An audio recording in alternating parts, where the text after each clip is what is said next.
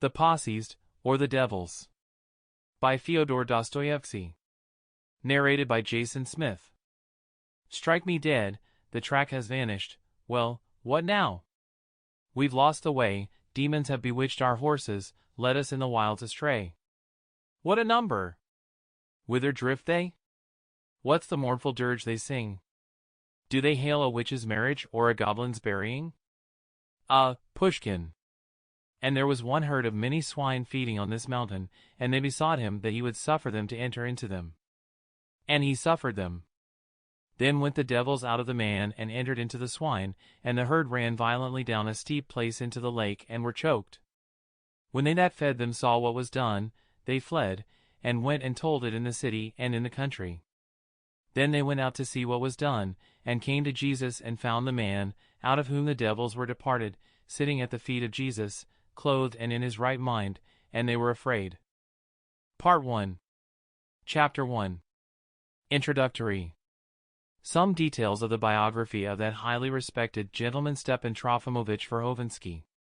In undertaking to describe the recent and strange incidents in our town, till lately wrapped in uneventful obscurity, I find myself forced in absence of literary skill to begin my story rather far back, that is to say, with certain biographical details concerning that talented and highly esteemed gentleman, Stepan Trofimovich Verhovensky.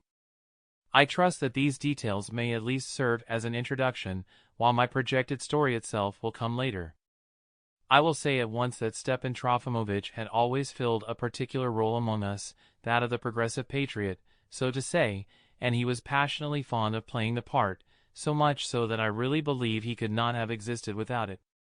Not that I would put him on a level with an actor at a theater, God forbid, for I really have a respect for him.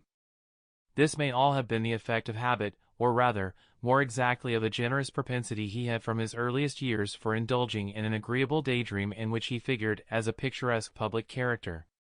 He fondly loved, for instance, his position as a persecuted man and, so to speak, an exile. There is a sort of traditional glamour about those two little words that fascinated him once for all and, exalting him gradually in his own opinion, raised him in the course of years to a lofty pedestal very gratifying to vanity. In an English satire of the last century, Gulliver, returning from the land of the Lilliputians where the people were only 3 or 4 inches high, had grown so accustomed to consider himself a giant among them, that as he walked along the streets of London he could not help crying out to carriages and passers-by to be careful and get out of his way for fear he should crush them, imagining that they were little and he was still a giant. He was laughed at and abused for it, and rough coachmen even lashed at the giant with... Sample complete. Ready to continue?